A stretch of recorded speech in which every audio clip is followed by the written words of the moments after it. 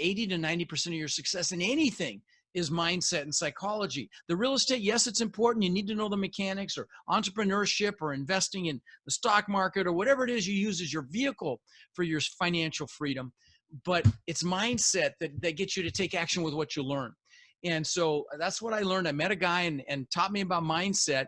And fast forward to today, I've owned a couple thousand houses that I've rented long-term, multiple apartment complexes. In 2006, my net worth went up $17 million while I slept.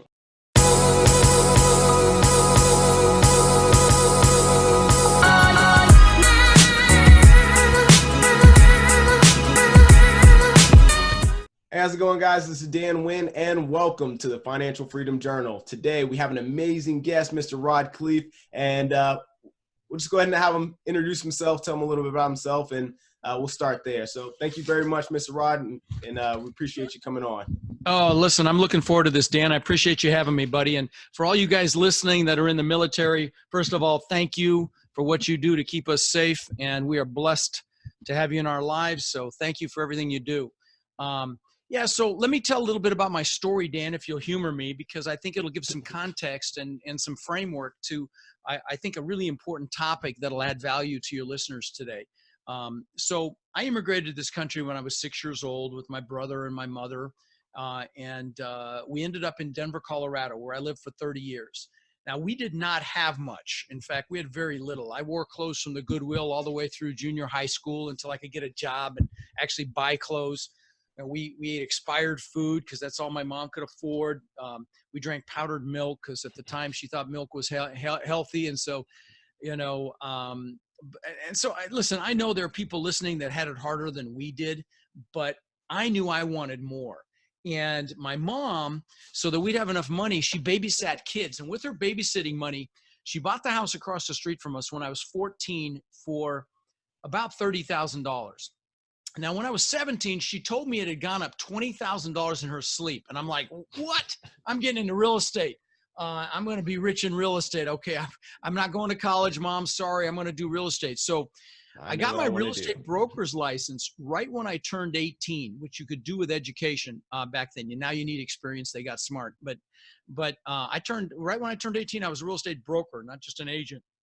And I was going to be rich. I got a bus bench, put it down to the end of the street with my picture on it, which didn't do a damn thing for my business, but made my mom proud. And I made about $8,000, maybe $10,000 my first year. We're talking 41 years ago. Okay. I made maybe, let's see, more than that, almost, yeah, I'm old, actually 42. I turned 60 in a couple months. So, I made maybe $8,000 to $10,000 my first year, 10 to 12 my second year, but my third year I made over $100,000. And so what happened for me to 10x my income between year 2 and year 3? And it's a topic that I love to talk about on my podcast.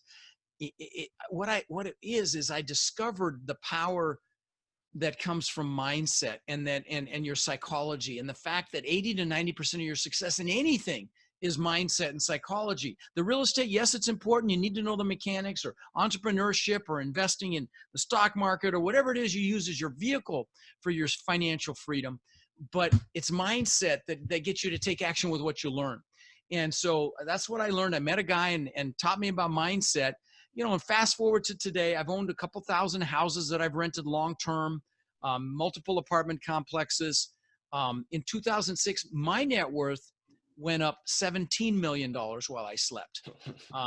And when that happens, people can tend to get a big head. And I fell for that trap. My head got so big, I could barely fit it through a double door. And, I knew how much it was. It was like $8,000 an hour over the whole year. And it was just, I became insufferable. I thought I was a real estate god. And, when that happens, you were that guy. They're like, hey, I was that guy. Yeah. I thought I could do no wrong, man. I know real estate. Well, in 2000, when that happens, God or the universe or whatever you believe will give you a smackdown. And for me, that was 2008. I got my ass handed to me. I lost $50 million. I lost the 17 million, a whole lot more. And so what I enjoy talking about, if you humor me, Dan, is the mindset it took to get to have 50 million to lose in the first place, but then to, lose it all and then to be able to recover to the success that I enjoy today required incredible mindset and psychology. And that really was most of it. You want me to chat about it a little bit, or?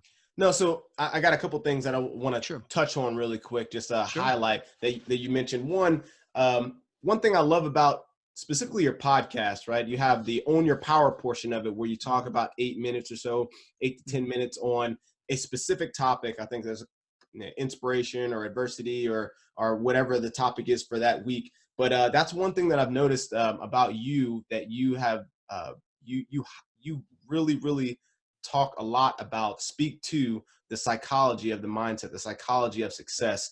And I really find that interesting. So I assume, hearing your story, hearing the backstory about how your mom, she worked hard and then bought the house across the street. I assume you inherited that or got those traits from your mother. Well, actually, believe it or not, I didn't. I got that from someone I worked with. But it's kind of interesting you talk about my mother, because I did a live event in Denver in May, and she's the reason I got into real estate. And my brothers brought her from assisted living in her wheelchair. She was in the front row, and I'm behind the curtain freaking crying like a 4-year-old because my mom's out there. And it was really emotional. My brothers were crying. It was just beautiful. But no, she didn't teach me about she taught me about hard work. She worked her ass off. She had an incredible work ethic. The mindset I got from someone I worked with, a broker that I worked with, is a really dynamic guy named Gino. And then after that, I spent 20 years following Tony Robbins around the planet, and he's the best in the world at it. So,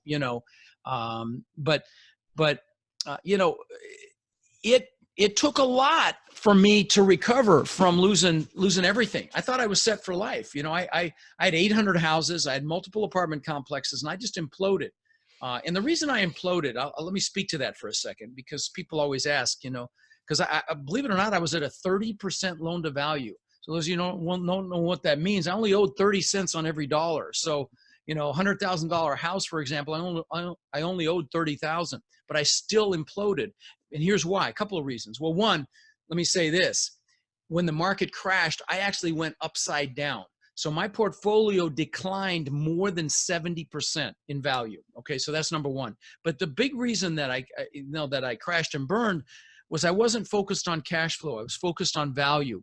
And what I mean by that is it wasn't the multifamily that pulled me down. It was the houses. I had 800 houses, 2 hours one direction, 2 hours the other direction, and everywhere in between. And so it was the logistics of it that caused me damage. Because, for example, if I sent someone to one of my apartment complexes to fix a maintenance issue, we could stockpile parts because everything's the same. All the appliances are the same. The plumbing fixtures are the same. The HVAC is the same. So you can stockpile parts, and I could send a maintenance guy in there. He could fix what's wrong and be in and out in an hour. Well, economies if I of had scale. to send someone, Economies of scale. Well, big time. If I had to send someone to one of my houses, let's say it was an hour away, to be kind, I had houses as far as 2 hours away, but an hour away, they'd have to go see what was wrong because every house is different. Okay. And so they'd have to evaluate it. Then they'd have to go find a Home Depot or a Lowe's, which could be an hour or 2 hours round trip there. And then they had to, fix it. And, if you get into anything, when you're fixing something, you realize you end up usually going to the hardware store more than once. And so, what would take an hour at one of my apartment complexes took all day at one of my houses. And you multiply that times 800. I also had properties up and down the coast, so I had wind and flood insurance on quite a few properties, which impacts cash flow. Taxes here in Florida are higher because we have no state income tax, so that impacts cash flow. And then the last thing, the coup de grace, was the fact that most of my residents were jobbers. They were plumbers, electricians, drywallers, framers, painters, and when 2008 happened, it was like a light switch went off.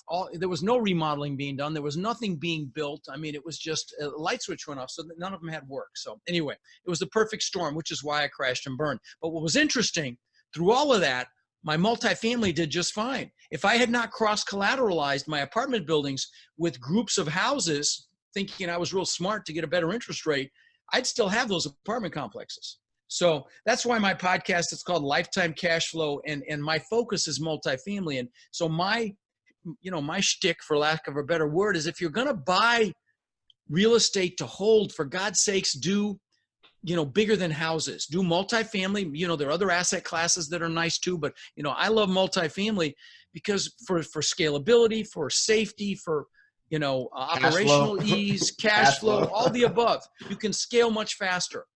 So yeah, big time. What you said, which is very interesting, which I find, I'd like you to kind of maybe elaborate on that a little bit. So you were 30% loan to value on your homes, but you were on the whole portfolio across the board. I only owed 30 cents on the dollar.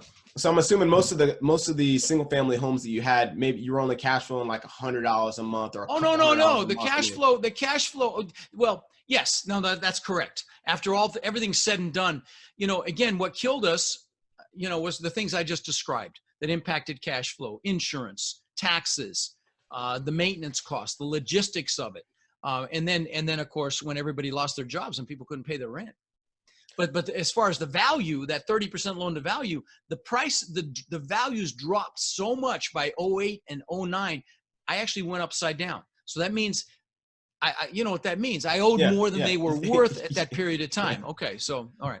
And that's the crazy part with you being right. I mean, that's how far it dropped. I thought 80 million baby boomers getting old and getting cold. I thought Florida was recession proof. Well, I mean, we're ground freaking zero between us and Vegas and parts of California. I mean, it was, a lot of people would argue we're in the same cycle, if you will, the same part of that cycle. Well, sure, no, we're at the top of the cycle. Yeah. We are in an irrational exuberance right now. I've seen all the stuff I saw in 06.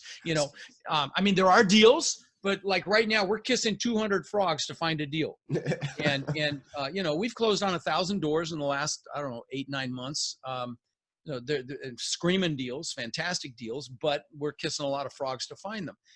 But there are a lot of stupidity going on right now. There are a lot of deals that shouldn't be done. There are deals that we get into best and final on, from best and final offers. What I mean by that, and we're like scratching our heads when we hear what they traded for and what people paid. It's like, there's going to be some real unhappy investors in some of these deals, but, and some may go south, and we'll be there to snap them up when they do.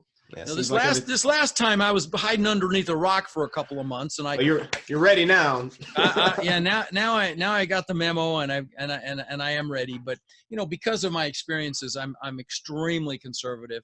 I'm extremely conservative with my coaching students. I make them, if they've got a deal they want to raise money for, I make them let us review it and make sure that it makes sense and work through it with them so that, I'm protecting my other coaching students, for example, because there's a lot of irrational exuberance right now. People that have not been through a crash, they're not stress testing a deal to see how it'll do if it gets vacant. Like for us, if a property will not cash flow at 25% vacant for us day one, we won't buy it. If a property won't cash flow at 35% vacant in 5 years with our projections, we won't buy it. We're doing massive operating reserves. I have $1 million reserve on one property, $500,000 on another.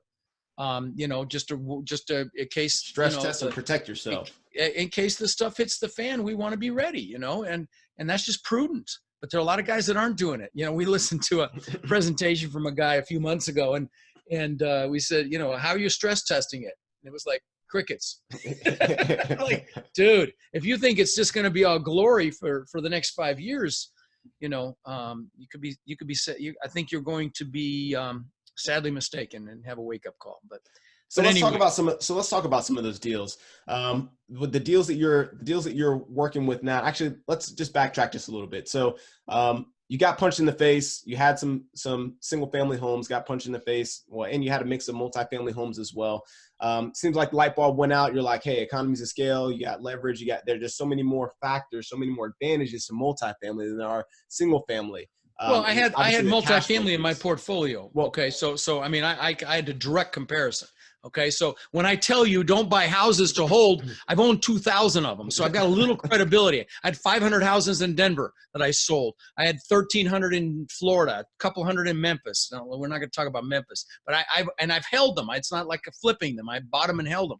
So, I've got a little credibility in that space, and I'm telling you, don't do it. Buy multifamily, better. So anyway. All right, so let's talk about maybe the first multifamily you got after the recession, like 2011, 2012.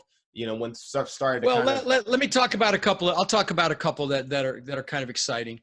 We bought the first one was a 101 unit complex up in Beaver Creek, Ohio, and it's a pretty good example. Although it just got destroyed by a tornado, it's being rebuilt right now.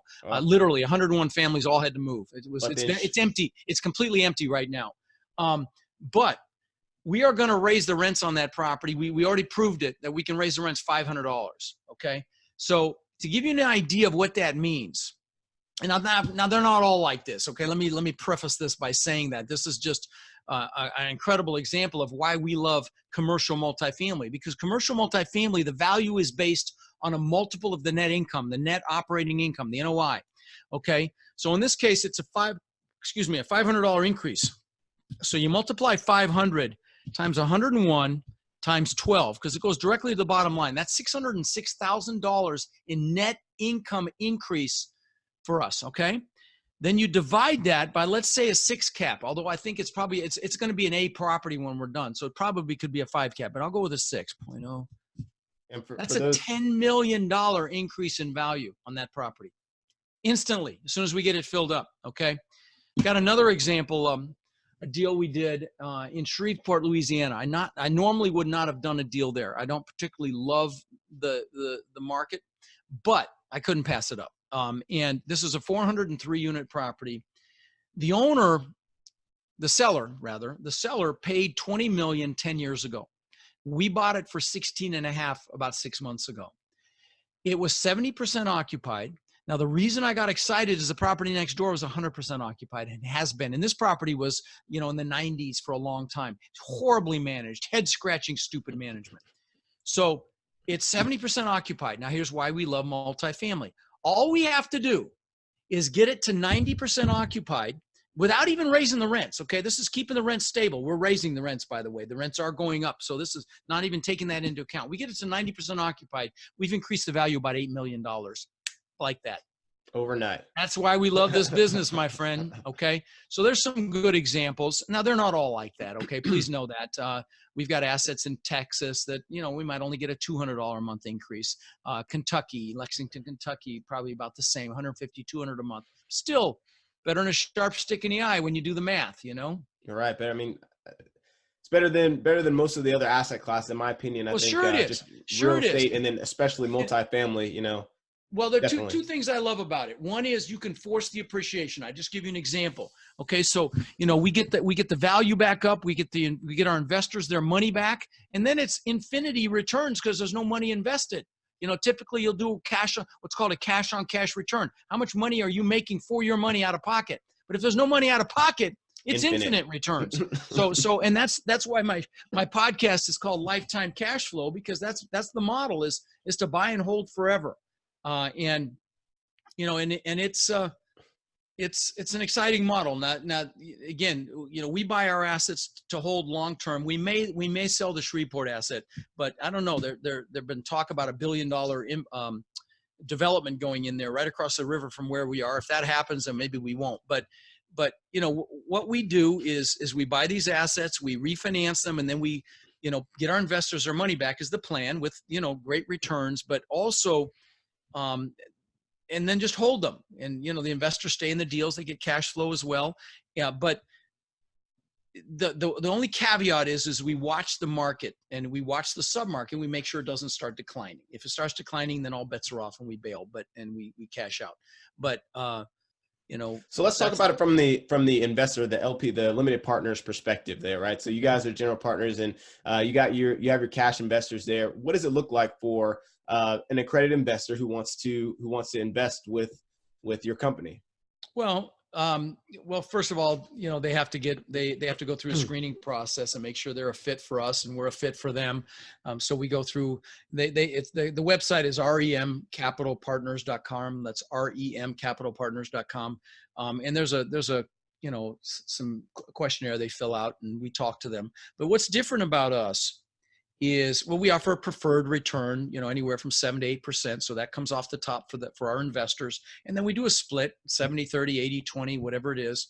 And then sometimes we'll put in an incentive if we hit certain double-digit IRR returns on the back end. Our split might change in our favor. We earn a little more or when we produce, but that's a typical structure, and that's how we do it as well. And a lot of operators out there doing it. The difference with us is, I spend a lot of time teaching our investors. Our investors go to my boot camps. I have 3 boot camps a year. I've got investors in my mastermind. I've got the largest multifamily mastermind on the planet, I'm blessed to say. I just kind of organically grew into this monster with $5 billion in assets in it. And it's just an incredible group of people. And so I spend a lot of time on the education piece, because there's a lot of people out there that are just too loose with their money. If you're going to invest in something, if you're listening to this and you're an accredited investor, for God's sakes, learn what it is you're investing in. At least have a basic understanding. Because don't give your money to somebody unless you do. I don't care if it's, the stock market or real estate or, an IPO or a business. You need to have some basic understanding of what it is you're investing in before you give your money to somebody. So.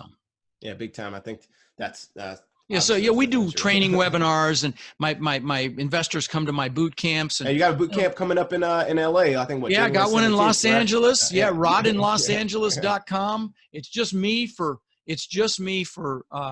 3 days. No, I don't have outside speakers come in like everybody else does to sell you stuff. It's just me drinking through a fire hose. I do spend a lot of time on mindset. We haven't talked about that, but I spend a lot of time on mindset because the sad reality is most of the people that go to a boot camp or buy a course or, get into something, learn with the possibility of creating a future for themselves. The sad reality is 90% of them don't do a damn thing with it because of limiting beliefs, because of fears, because they're comfortable. Analysis paralysis. Right. The comfort zone's a warm place, but not a darn thing grows there.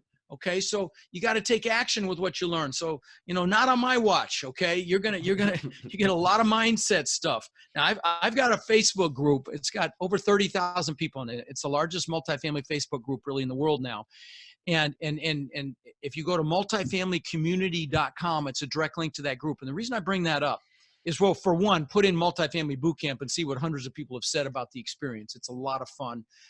People, it's very inspirational for people. They drink through a fire hose. Yes, it's a lot, but there's a lot of mindset content.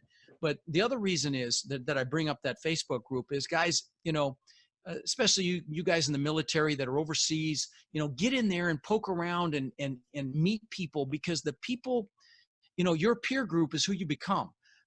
You've all heard the adage, the 5 people you hang out with is who you become. It's absolutely true. So you want to be around people that want more out of life, that are motivated and driven and are going to hold you to a higher standard. So that's a great place to start connecting with these kinds of people that want a better life.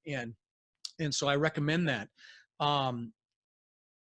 I lost my train of thought. Yeah, it's all good. I missed out on the Baltimore one you just had, I think, a couple weeks ago. Oh yeah, I just had 500 people in Baltimore. Yeah, I had a couple friends go to those. I had about 5 to 10 friends go to those. Really? What'd they say? I said it was great. It's excellent. One of my friends was there for the first time, and he was like, "Yeah, Rod's serious." And obviously, I kind of knew that just based off, listening to the podcast all the time. Oh, thanks, buddy. Thank you. It was really good. Yeah, I get. We have a lot of fun. But there's a lot of focus on pushing through those limiting beliefs, those childhood limiting beliefs, pushing through fear, getting uncomfortable, taking massive freaking action to build the life you want. The old adage, grind now and play later, or live like other people won't, like people refuse to do for a few years, to live like they'll never live for the rest of your life. And that's what it takes. It takes that initiative. And, I've got students that are in their low 20s that have hundreds of doors. Okay. And that because they took action.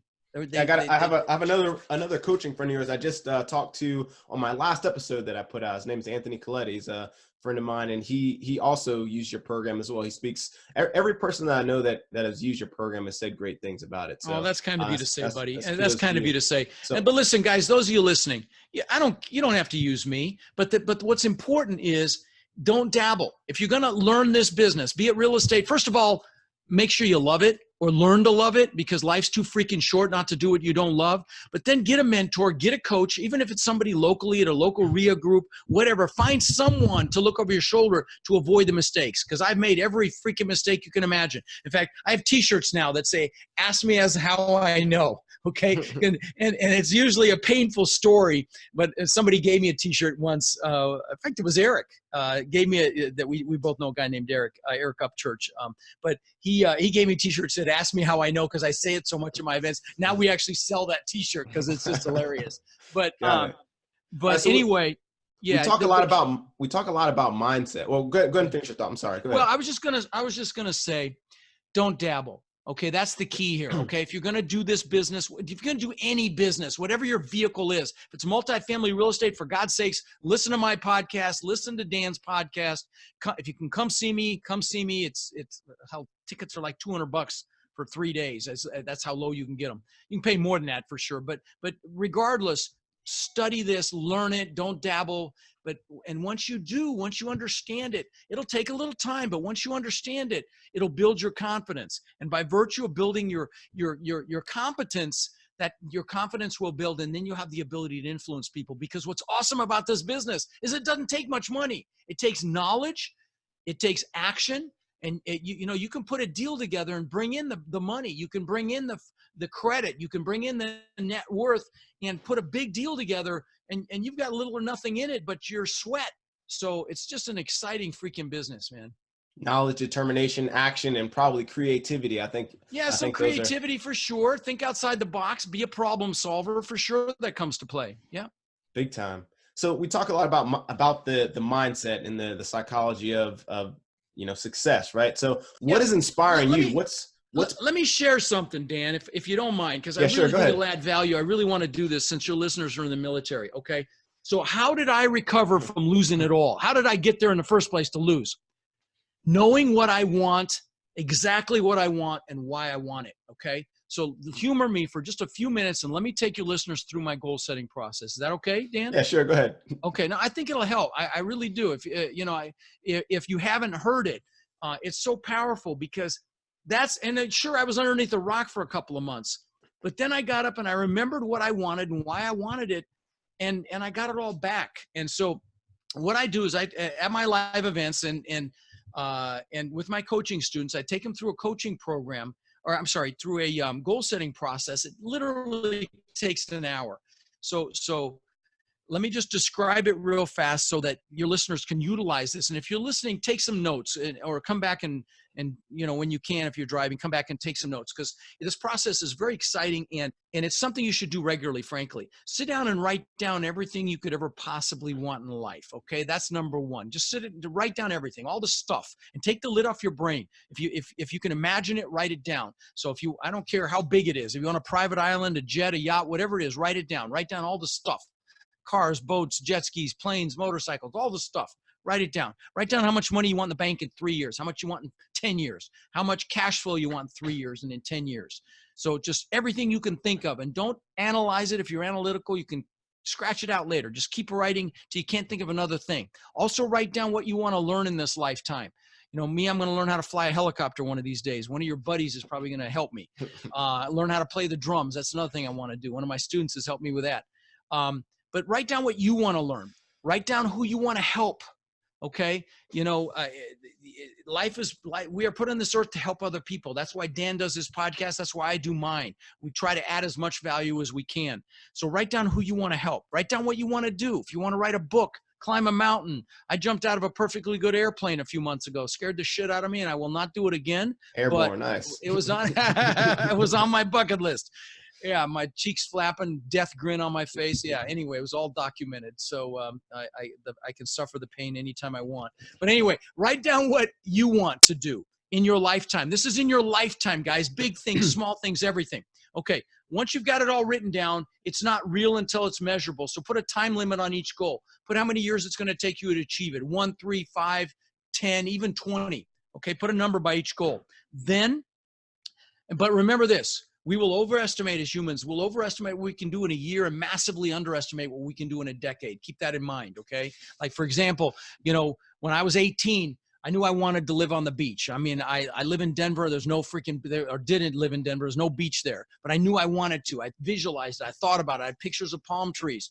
And I ended up building this, $8 million, 10,000 square foot house on the beach because I dreamt it and I made it happen. And so don't limit yourself, my friends.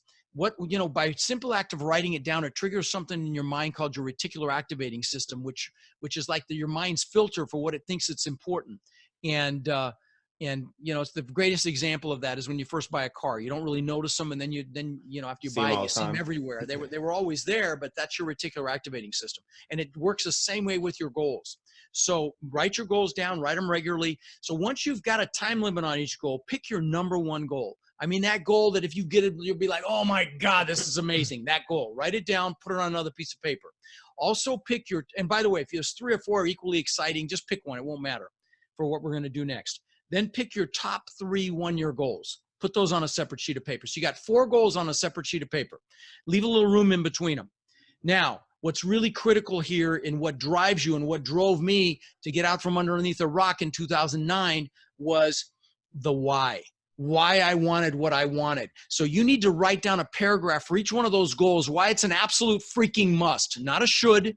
We should all over ourselves. Okay. I should do this. I should do that. It's got to be a must. Okay. So write down why it's an absolute must to achieve those goals. It's like things like, so I can show my spouse what success looks like. So I can show my kids what success looks like. So, we can go wherever we want and bring whoever we want, whenever we want, whatever it is for you. And use emotionally charged words when you're writing your why. Words are very powerful. Use words like incredible and massive and beautiful and amazing and all that, because they will move you. Now, once you've got a positive reason why, put some pain in there as well if you don't achieve the goal. So I don't feel like a failure. So I don't live a life of regret. So I don't fail my children. So I don't fail my wife or husband. Use that. Because again, as human beings, we'll do more to avoid pain than even seek our goals. So use that, because this is the fuel, guys. This is what causes you to get up early, stay up late, take that first step, which is the hardest one, and get uncomfortable. So use this. Now, lastly, let me say something about the pain. There was a nurse in Australia named Bronnie Ware, and she was a hospice nurse. So she counseled people at the end of their life, and she asked them if they had any regrets. And she even wrote a book about it. It's called The 5 Regrets of Dying. You know what the number 1 regret was, Dan? Not living the life I could have living someone else's life, not living, up to my expectations. Guys, those of you listening, we do not want those freaking regrets. So, use this goal setting or a version of this to get the fuel that you need to take massive freaking action. Last thing I want to share is using visualization. Okay, I'll give you some personal example. I'll give you a public example. Jim Carrey, when he was flat broke, wrote himself a check for $10 million. He would pull it out and look at it all the time. That's how much money he made for Dumb and Dumber. Okay, when he was flat broke, he wrote himself that check. Olympic athletes, they visualize a race before they do it. And the Russians started this, and now everybody does it. Okay, let me give you a couple personal examples. All right, when I was 18, I was going to be a real estate broker. I bought a 4-door car, ugliest freaking car you've ever seen. It was a 4-door Granada, bench seats, gray interior, just freaking ugly. And I drove a friend's Corvette, and that's an important piece. That you want to, if there's anything you want, go experience it as much as you can. You want a car, go test drive it. You want a house, go to an open house of a house like that. Go experience it. Well, I drove this Vet, and I'm like, man, I got to have one of these. So I got a picture out of a magazine. This is before you could spell internet. I got a picture out of a magazine, put it on the visor of that Granada. Within a year or two, I had a beautiful Corvette. Give you a couple more examples, but know this in advance of me sharing these examples. These are not me bragging. These things don't even interest me anymore, but they're great to hopefully inspire you listening to use this to get what you want. So this was back when the TV show Magnum P.I. was out. It was before you were born. But the actor's name was Tom Selleck. He was a detective, and he drove this Ferrari 308. Gorgeous freaking car. Thought that was the coolest thing I ever saw. So I got a picture of that actual car, put on the visor of my Corvette. Then a year or two, I had a Maserati look just like it. Last example. I'm the guy that always wanted a Lamborghini. I had the posters of the Countach, Mike Tyson, about him and his wife matching Countach's, the bikini girls washing the car, all of that shit. I had all that in my bedroom when I was growing up. What's crazy is my son collected models of exotic cars, and we just had lunch yesterday. We were just talking about this yesterday, and he had a model of the exact same color Lamborghini and style that I ended up getting. It looked just like a model of this car, which I wrecked. But anyway, the pictures work. Okay, so in fact, let me show you something. This is my planner. If you put this on YouTube, I don't know if you do that as well, but yeah, it does. Those of you on iTunes can't see this, but I use a paper planner. I'm a bit of a dinosaur. This is today. Most of the stuff scratched off, which is a good thing. But in the back of this thing are pictures I've had for literally 20 years, okay? They're all in plastic. They're dog-eared.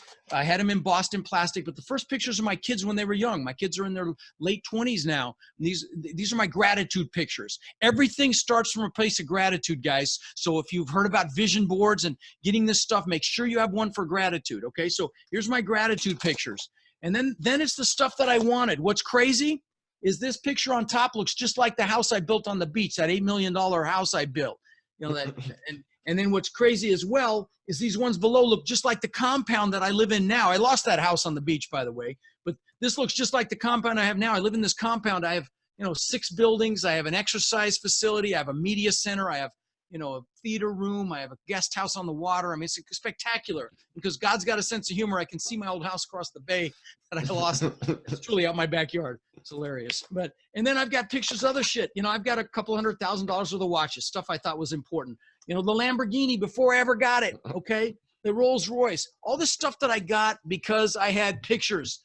So trust me, guys, this stuff works. All right, I'll drop the mic. But I wanted to share that with you, especially with you guys that are in the military. Visualize this stuff. Get the pictures of what you want. Write your goals down because it freaking works, okay? There we go. My gosh. I did it fast because you had that look on your face like, no. Land the plane, Rod, land the freaking plane. No. I'm sitting here just like, I'm taking mental notes like, it was excellent. Thank you so much for sharing that. It really does work. It really does work, man. And let me share one other thing as it relates to goals because it's so important. And that is, I built that house on the beach, okay? I mean, magnificent freaking home. I just to give you an idea, it was, I had a waterfall out of the second floor into the pool. You had to walk through the waterfall to get to the pool. I had tens of thousands of dollars worth of trees that bent out over the pool. And, the big, giant handmade spiral staircase that hand carved and beautiful that went up through the whole middle of the house. I mean, I can stop it here. On the middle floor, this will give you an idea of the house. On the middle floor, I had a fish tank custom made that wrapped around the spiral staircase. Fish tank was almost $200,000. So that explains the caliber of the house, okay? 2 months after I built, I worked for this thing for 20 years, okay? 2 months after I built it, I'm floating in the pool at night. It's changing colors. It's got fiber optic lighting. It was really cool. And I'm floating. It's warm water and looking at the stars. My family's inside sleeping, and I get freaking depressed. And I mean, really bummed out. And I'm like, what the fuck? How could I be depressed? I've achieved success by 1,000% of society's standards. And I mean, I was really bummed. So I went out and bought some books. And one of them was by Tony Robbins. And I'm a big advocate. If you have an opportunity to see him speak, just do it. But I went and saw him and found out that he fed families. And so what I realized, by the way, I had been totally focused on me. I built this house to prove to the world I was good enough. Truly, just to prove the world I mattered. And I'd been totally focused on me. Rod, show the world I matter. And I went to this event and realized that some people actually help other people and give back. And I'm like, holy cow, that's cool. He fed families for the holidays.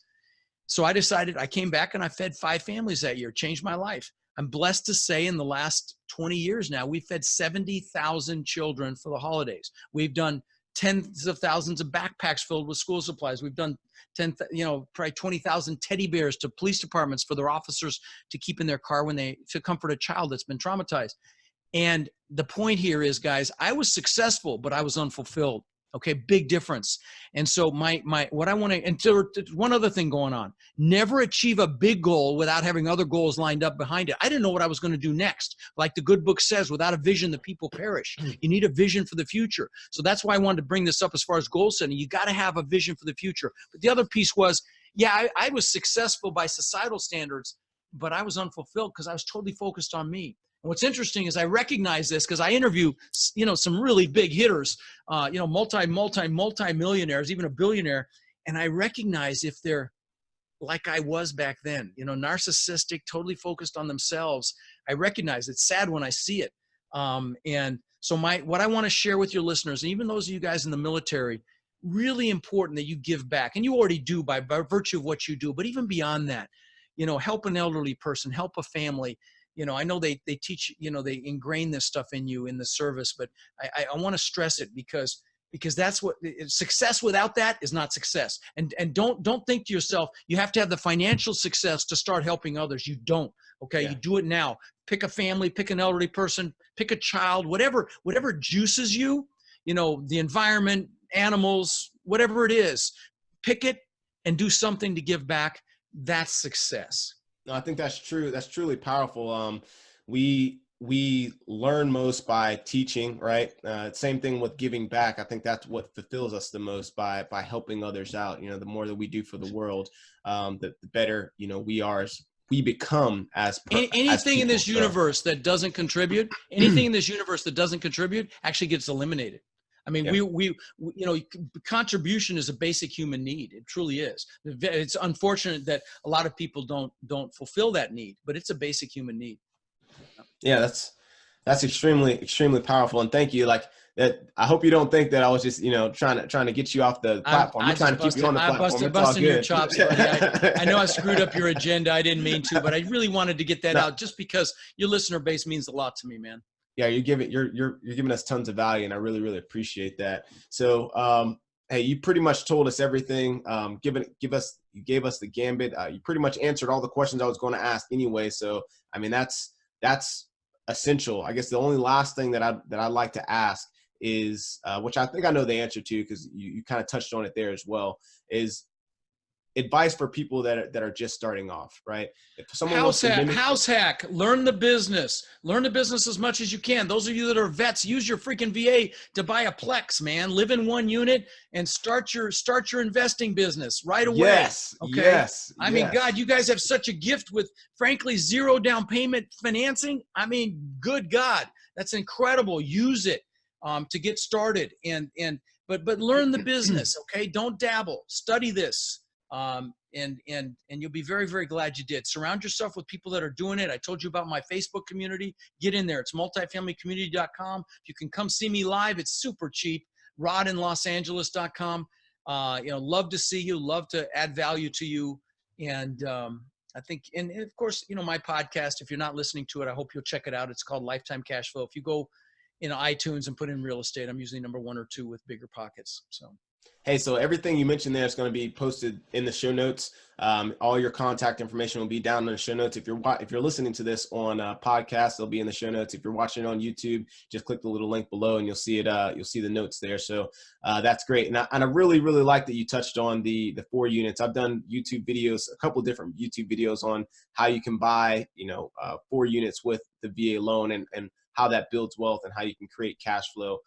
Doing that as well. So I'll go ahead and put the link. That's a no-brainer, man. Must make it happen. So make sure you watch Dan's video on that because that's a gift. That's a gift. I mean, you guys are giving us a gift by virtue of what you do, but that's a gift for yourself, back at you. Yeah. All right. So with that, I know we'll go ahead and start wrapping it up here. Thank you so much for all the value that you provided. You gave us just tons of stuff. I pretty much make little clips off of things that I found very, very valuable out of each episode. I'm about to have like 20 of them in this one. So it's thank you, buddy. It was a lot of fun. I appreciate you letting me pontificate. I dropped the mic, get off my grandstand. I feel very passionate about what I do and certainly about your audience. So it was really important to me. That's excellent. Thank you so much for coming on the show. Hey, my pleasure, brother. As always, if you find value in the content that we're delivering, please subscribe to the podcast. Make sure to leave us a 5-star review. If you're watching this on YouTube, be sure to leave a comment with any questions. We'll make sure to get back with you. Again, Rod, thank you so much for coming on the show. My pleasure. All of your information will be posted below. If you don't know about Rod Khleif, definitely all you gotta do is Google him. He told you the story here. All you gotta do is Google him. So thanks, brother. That's good stuff. But with that said, go ahead. Do you have any last words? That's it, man. Have a good one. It's I really appreciate you letting me on the show and I enjoyed it and I look forward to getting to know you better as well, Dan. All right. Thank you very much. And with that, this is Dan Wynn signing off.